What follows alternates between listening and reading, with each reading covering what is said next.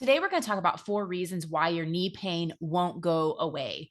Knee pain is something that is very common and can be debilitating. It can stop people from being active, wanting to take vacations. They have fear that they can't play sports with their kids. There's a lot of reasons why knee pain is debilitating. So, we're going to talk about 4 reasons why your knee pain won't go away. And hopefully, this will help you in understanding maybe something that you might be doing wrong or might not be looking at that could be creating some of your knee pain. So, overview, we're going to give you a little bit of a knee pain structure overview, kind of what it looks like, the 4 common mistakes that are missed in treating the knee, research on common surgeries, and like, what does it say? Because some of it's not great. And there's definitely a way on how you can avoid surgery. We see it all the time in our office. So, we'll talk about what that looks like as well. So the knee structure, if we look at it, we have ligaments that go on the outside of the knee through here. You have on the inside, you'll have what they call an ACL and a PCL, anterior cruciate ligament and the posterior cruciate ligament. Those are different things. We're not going to really be talking about those. So if you do have injuries to those, which is usually when you are younger, you will definitely have more issues with that. But we're going to be talking about more of the things where I'm not sure what I did. I just started hurting one day and my pain started happening. And so there's also things like, we have our muscles all attached down into the knee and the kneecap. We have our patella tendon here. We have our cushion, which they call the meniscus, is in the center here. And then there's also these things what we call fat pads. And we're going to talk about what those are a little bit later because they can also give people problems that mimic something that might need surgery. And you don't have to have surgery. We usually will know within 1 to 2 visits if that's the case. So that's kind of what the knee looks like for the most part. So, 4 common mistakes missed with knee pain treatment. So, the first one is you've got to look at mobility before stability. I preach this all the time because if you don't actually move, if the joint can't fully move through the motion, then you're not going to be able to recruit the muscles correctly. And that's a problem. So, you need to also check the joints above and below the knee because those also can be issues with creating pain in your knee. And we'll talk about that a little bit later. And again, that it could be a hip problem or it could be a back problem. No one checks that. Everyone goes to the side of the pain and go, okay, let's just look at the knee. But they don't ever address the back or the hip, as well as looking the back and the hip as far as mobility, because those can create problems in the knee.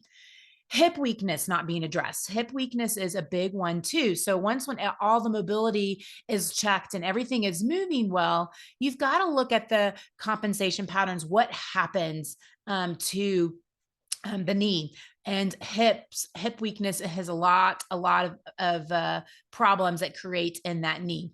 And then the tissue can get stuck around the knee. So this is one that, like, as we get older, it feels like, oh, my knee's arthritic, but it may just be that your tissues have kind of scarred down and have kind of gotten stuck. And when that happens, every time you try to move, when you hit that part that's stuck, you're going to have pain because there's scarring and maybe some adhesions and calcifications that have happened, because that can happen as we kind of get older. And there's ways that we can help with improving that takes the pressure off the knee. Because again, if you have a lot of tissues that are stuck that are attached into that knee, your knee's going to feel it. You're going to feel it in that knee. That's going to feel like, oh gosh, I think I have some arthritis, or this is just not getting better. That it really may not be. It just may be that the tissues are stuck. So mobility before stability. Let's talk more about that. Again, if you cannot move through the full range of motion, you will not be able to activate the muscles correctly. So if you can't get that full knee into full extension, it may look like it's full extension, but if you test one side and then you test the other, it'll be like it's blocked. Like, wow, this doesn't have a spring to the end of the joint. And usually what'll happen is you won't have full flexion, you won't have full extension. And a lot of times doctors will be like, oh, that's just kind of what happens as you get older. Or they'll say, oh, it's a meniscal tear that's limiting the motion, which it can. That's one of the things that can actually limit motion. But as we get older, that's usually not the case. And we'll talk about that when we talk about the surgery piece of what the research is showing. And so what happens is you can literally there's things that you can do that can like mobilize the knee, that all of a sudden your extension improves and your flexion improves. And we teach people what they can do. Usually it's extension. Why do we go into extension? Because guess what? Our knees are always bent. We never fully extend them.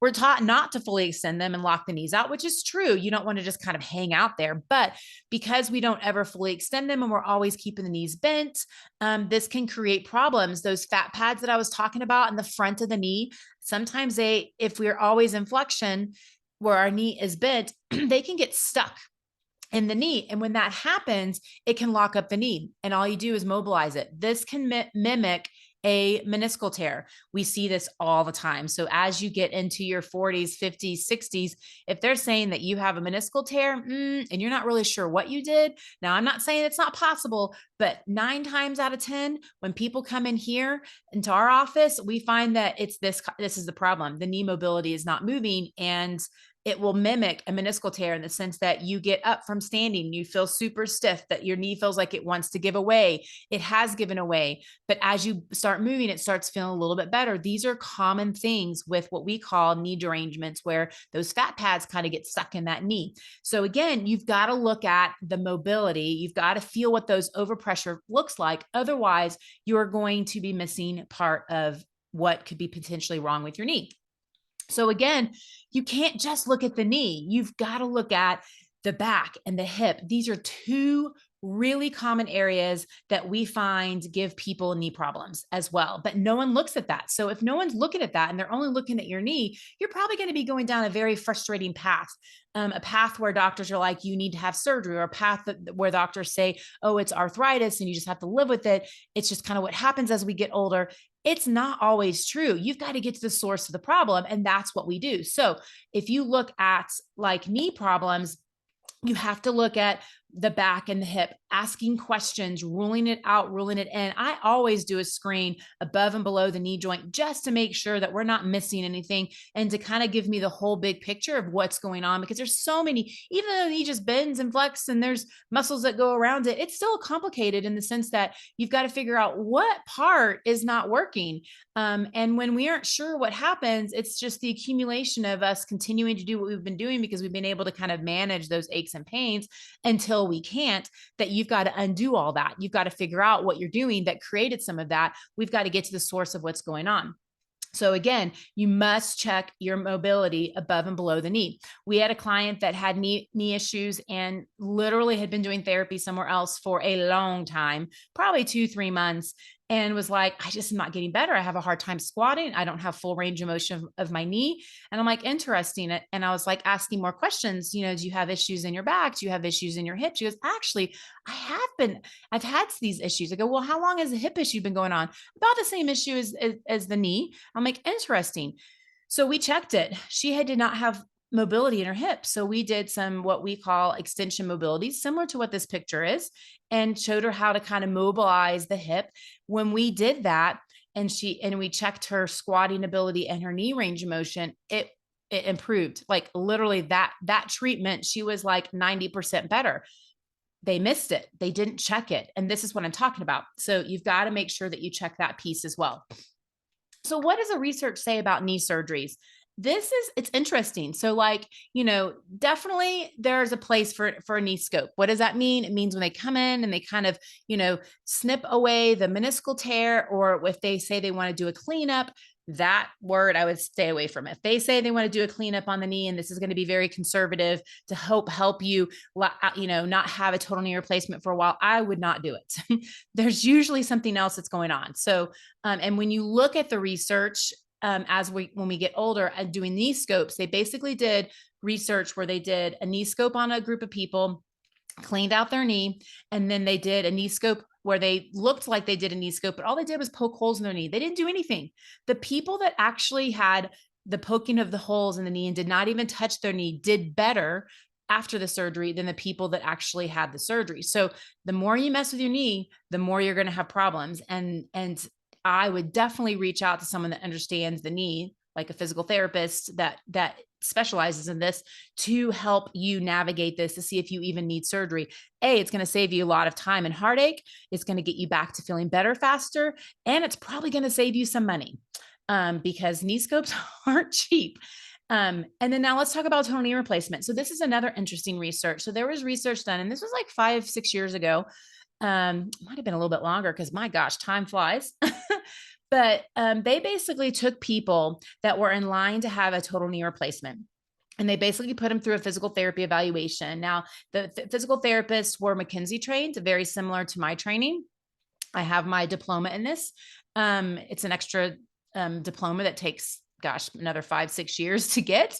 But they basically put him through that evaluation, and they put him into different categories. They put him into a category where they didn't have full range of motion of their knee.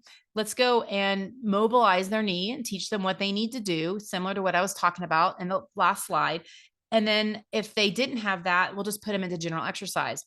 Now, 40% of the people that were in this study that were in line to have a total knee replacement no longer needed it.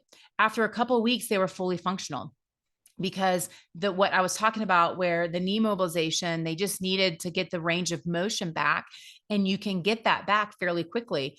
Usually you'll know in 1 to 3 visits if it's going to work or not, when you get to someone that understands what they're doing.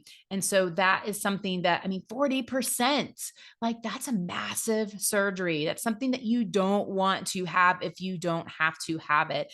And if you can get to someone that can help you navigate that, that's amazing.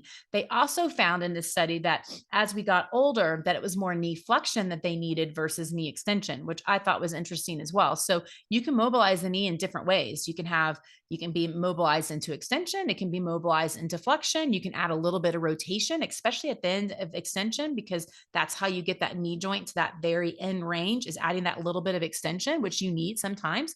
And so there's a lot of different ways and motions to kind of play with it, which is why I say it can take 1 to 3 visits to really, truly figure it out. But the cool thing is that you'll know pretty quickly if you get to someone that understands what's going on. So how can you avoid surgery? Like, that's what we do in our office. We want people to avoid surgery, avoid injections, avoid medications, and it is possible. And I would say the best thing to do is find a physical therapist who specializes in the knee. That is number one. You will get faster results. So like in our office, we literally have clients that come to us before going to see an orthopedic surgeon to get our opinion.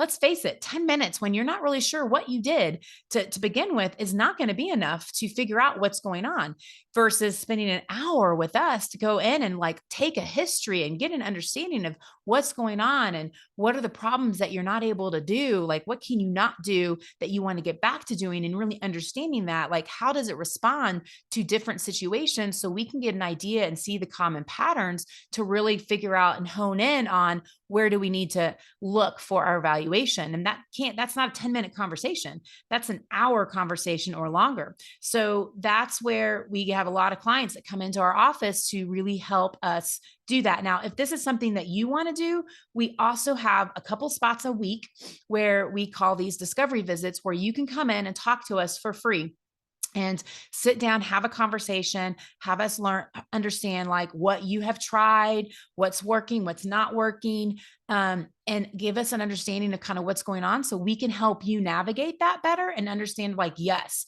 these are the things that people are missing, and these are the things that we need to look at. And we have that for people that live in the Dallas-Fort Worth area. Just reach out to us, and you'll notice that on the next slide. So more resources. Again, check out our free resources on empower-pt.com. You can also sign up for that discovery visit there, that I talked about. Subscribe to this channel because we provide a lot of education. We're about to dump even more information, education for you guys, because honestly, knowledge is power. The more knowledge you have, the more power you have in making a better decision for you. And that's our goal.